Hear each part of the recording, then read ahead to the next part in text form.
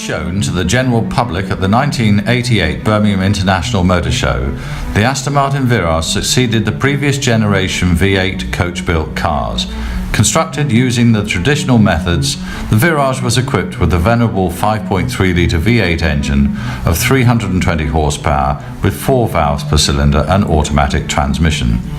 This particular car, chassis number 50079, was built for the personal collection of a member of overseas royalty.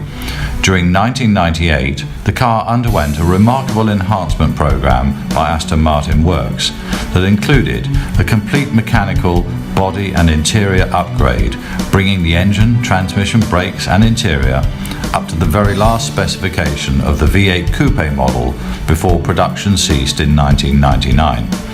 Finished in its original build colours of British Racing Green with burgundy hides, this car is in an exceptional condition throughout, as one might expect, with just 11,200 miles having been covered from new.